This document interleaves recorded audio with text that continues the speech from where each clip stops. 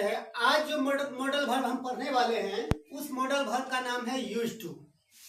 इससे पहले जितने भी मॉडल वर्ब मैंने आपको पढ़ाए हैं उसमें आपने देखा कि कुछ मॉडल वर्ब ऐसे होते हैं जिनका प्रयोग टू के साथ किया जाता है, कुछ मॉडल वर्ब ऐसे होते हैं जिनका प्रयोग विदाउट टू होता है।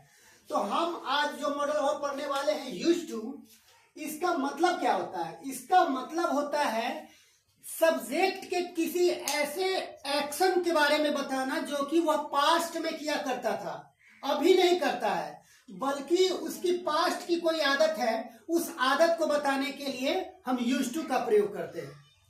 मान लीजिए आपका कोई आदत था पास्ट में कि आप कोई काम करते थे, जो आपकी पास्ट की आदत थी, पास्ट का रूटीन था, आप कोई काम करते थे। जैसे मान लीजिए आप सुबह में पहले चाय पिया करते थे, अब नहीं पीते हैं।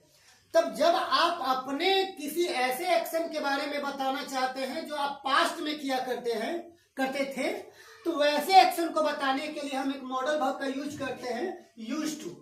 बच्चों, यूज्ड टू के बारे में एक बात और मैं बता दूं, ये सिमिलर होता है सिंपल पास्ट के।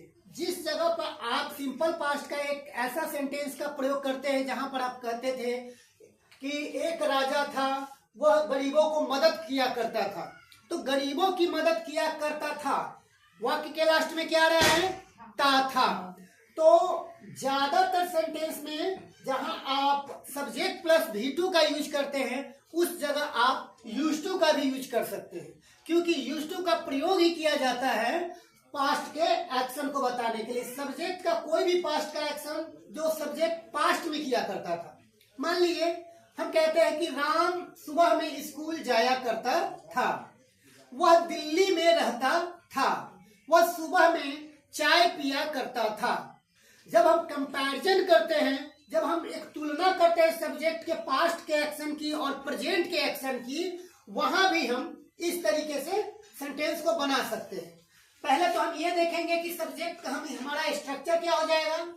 तो बाकी जितने भी मॉडल्स वर्ब बनाए हैं उसमें हमने जैसे अपने स्ट्रक्चर को रखा है, हमारा स्ट्रक्चर सेम होगा। बहुत आसान है, बस आपको स्ट्रक्चर को बैठाना आना चाहिए। Subject plus used to plus V1 plus object. यहां एक बात याद रखिएगा, यूज्ड टू के बाद, यह आपको एग्जाम में भी पूछ सकता है, आपको दे सकता है कि यूज्ड टू दिया हुआ है, उसके बाद आपको वर्ब का कौन सा फॉर्म का यूज करना है। हमेशा याद रखिएगा, यूज्ड टू के बाद वर्ब का हमेशा फर्स्ट फॉर्म यूज होता है। अगर कहीं भी ऑप्शन में अगर आपको ये दिया गया है यूज्ड टू के बाद V4 दे दिया, V3 दे दिया, अगर ऐसा दिया है तो सरासर गलत है, आपको उस पर टिक नहीं मारना है। आपको यूज्ड टू के बाद हमेशा V1 का यूज करना है। और जैसा कि मैंने पहले ही आपको बताया कि यूज्ड टू का मतलब ही होता है किया करते थे। सब्जेक्ट कोई भी काम किया करते थे, आप कोई भी काम किया करते थे। पहले हम आपको 10 बजे पढ़ाया करते थे, अब हम आपको कब पढ़ाते हैं? सुबह में पढ़ाते हैं। तो इस तरीके से हम सेंटेंस की बनावट को पहले समझेंगे। अब चलिए एक उदाहरण ले लेते हैं, एक एग्जांपल ले लीजिए। मैं सुबह में खेला करता था। मान लीजिए आप पहले सुबह सुबह जगते थे और सुबह में खेलना शुरू कर देते थे। मैं सुबह में खेला करता था। कैसे बनाएंगे? बहुत आसान है। आई, सब्जेक्ट कौन है इसमें? हमारा आई। तो हमारा सब्जेक्ट आई है। यूज्ड टू, वर्ब का कौन सा फॉर्म यूज करेंगे? तो वर्ब का V1 फॉर्म यूज करेंगे। वर्ब का जो पहला फॉर्म होता है हम वो फॉर्म यूज करेंगे। I used to play in the morning. मैं सुबह में खेला करता था। ये मैं क्या कर रहा हूं? मैं यहाँ अपने आदत के बारे में बता रहा हूं। मेरी पास्ट की जो कुछ आदत थी, मेरी पास्ट की एक आदत थी कि मैं सुबह में खेला करता था।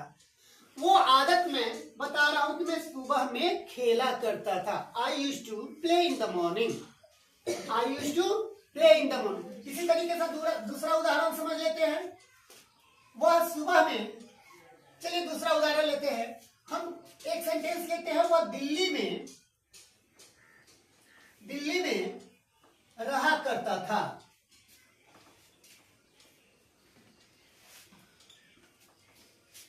सब्जेक्ट कौन है?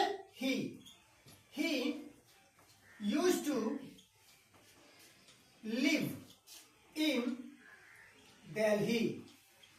हमेशा एक बात का ख्याल रखेंगे आप लोग कि जब भी आप कोई प्रॉपर नाउन लिखेंगे उसका पहला लेटर हमेशा आपका कैपिटल होना चाहिए। हमने अभी तक सीखा है कि हम जब भी किसी वर्ड या किसी सेंटेंस की शुरुआत करते हैं तो उसका पहला लेटर हमारा क्या होता है? कैपिटल होता है। लेकिन बाद में जितने भी वर्ड्स लिखते हैं तो हम उसके पहले लेटर को हमेशा स्मॉल रखते हैं। लेकिन नाउन में जो हमारा प्रॉपर नाउन होता है, अगर प्रॉपर नाउन कहीं भी लिखा हुआ है तो उसका पहला लेटर हमारा कैपिटल होना चाहिए। इसका एक अलग वीडियो है, वो वीडियो मैं आपको बाद में अपलोड कर दूंगा। लेकिन आप जहां भी लिखेंगे प्रॉपर नाउन को, वो प्रॉपर नाउन के पहले लेटर को आप कैपिटल ही लिखेंगे। बहुत सारे बच्चे क्या गलतियां करते हैं कि सब कुछ ठीक लिखते हैं और लास्ट में क्या करते हैं, वो प्रॉपर नाउन को स्मॉल लेटर से शुरू कर देते हैं। जैसे किसी लड़के का नाम लिखा हुआ है उसको स्मॉल लेटर से शुरू कर देते हैं। चलिए हम अब एक सेंटेंस के बीच एक क्या करते हैं, कंपैरिजन करते हैं। कंपैरिजन में हम क्या लिखेंगे कि हम एक ऐसे एक्शन के बारे में यहाँ बात करेंगे जो हम पहले करते थे, अब हम दूसरा कोई काम करते हैं।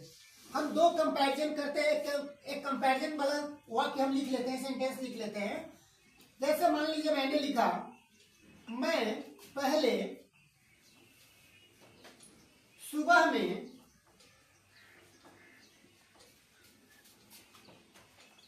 चाय पिया करता था,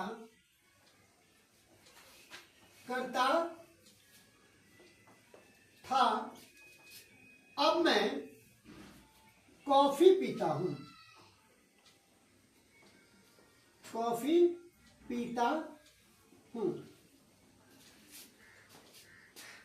अब यहां पर देखिए दो सेंटेंस है। पहले एक ऐसा सेंटेंस है जिसमें हमको ये बताया जा रहा है कि मेरी सुबह की आदत थी कि मैं सुबह में चाय पिया करता था, लेकिन मेरी आदत अब बदल चुकी है। अब मेरी आदत क्या है कि मैं सुबह में क्या पीता हूं? कॉफी पीता हूं। कैसे बनाएंगे? पहला तो हमारा जो मैं पास्ट की आदत है, उस पास्ट की आदत को हम सेम वैसे ही सेंटेंस में बनाएंगे। I used to take tea. अब क्या है? अब मेरी आदत बदल गई है। अब हम इस सेंटेंस को कैसे लिखेंगे? अब मेरी आदत बदल गई, अब मैं क्या करता हूं? मैं कॉफी पीता हूं। तो कॉफी पीता हूं तो अब नाउ आई टेक कॉफी। कोई दिक्कत? चलिए कोई दिक्कत नहीं। तो इस तरीके से आप क्या करेंगे, I use subject plus use to plus V1 पे आप अपने मन से जितने चाहे उतने सेंटेंस बना सकते हैं। यहां आपको बनाने में कोई प्रॉब्लम नहीं होनी चाहिए। मैं खेला करता था, आई यूज टू प्ले। मैं पढ़ा करता था, आई यूज टू रीड। तुम दौड़ा करते थे, यू यूज टू रन। तुम उससे बात किया करते थे, you use to talk to him. तुम उसको मदद किया करते थे, you use to help him. तो हम यूज टू से ऐसे एक्शन के बारे में बात करते हैं जिसमें हम अपने पास्ट के किसी आदत के बारे में बताते हैं, पास्ट के किसी एक्शन के बारे में बताते हैं। और यूज टू के बाद हमेशा आपको वर्ब का फर्स्ट फॉर्म यूज करना है। कोई भी प्रॉब्लम है? चलिए अब इस यूज टू से हम एक यूज टू का एक और मीनिंग होता है जो आपको यहाँ पे जानना जरूरी है। ऐसा ना हो कि यूज टू के बाद वो यूज किया गया हो, उसकी बनावट अलग हो और आप ये समझे कि हमको गलत बता दिया गया है। नहीं, यूज टू का एक और मतलब होता है, वो मतलब मैं आपको यहाँ पे बताने वाला हूं। एक हम इसमें देखेंगे, यूज टू का मतलब होता है किसी चीज का आदी होना। क्या मतलब होता है? किसी चीज का आदी होना। आदी का क्या मतलब होता है? उसकी आदत हो जाना, उसकी आदत हो जाना, किसी चीज का आदी होना। चलिए हम पहले सेंटेंस को मिटा लेते हैं, इसके बाद हम इस पे भी सेंटेंस बनाकर देख लेते हैं। मान लीजिए कभी कभी क्या होता है, हम किसी पे इतने डिपेंडेंट हो जाते हैं कि उसके बिना हमारा कोई काम चलता नहीं है। अब जैसे आप अपने मम्मी की इतनी आदी हो जाती हैं कि आपको अब हर काम के लिए मम्मी की ज़रूरत होती है। जैसे आपको अपना कपड़ा भी नहीं मिलता है समय पे, आपको अपना सामान कहाँ रखा हुआ है आपको नहीं पता है। ऐसे सेंटेंस में जब हम सेंटेंस बनाते हैं तो सेंटेंस हमारा कैसा होता है, पहले हिंदी का सेंटेंस देख लीजिए, उसके बाद आप खुद समझ जाएंगे कि हमको कैसे इस सेंटेंस को लिखना है। मैं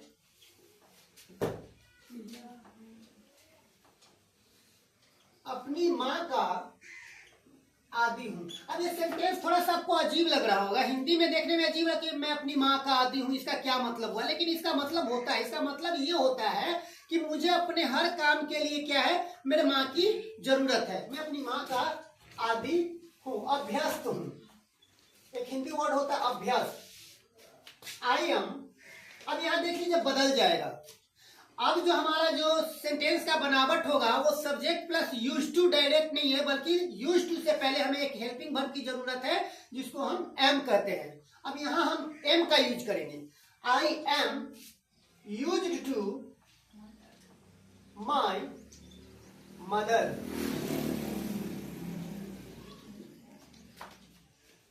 ओके, मुझे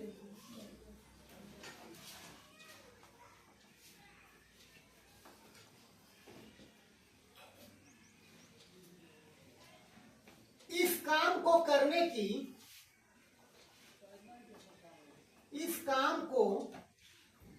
की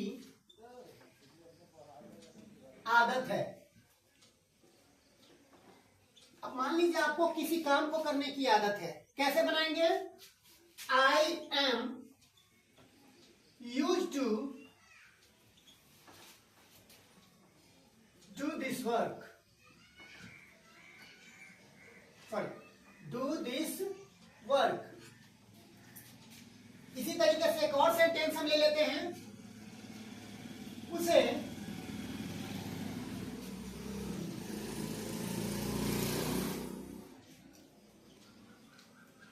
धूम्रपान करने की आदत है। धूम्रपान समझते हैं ना, धूम्रपान करने की आदत है। उसे का मतलब क्या होता है? He is used to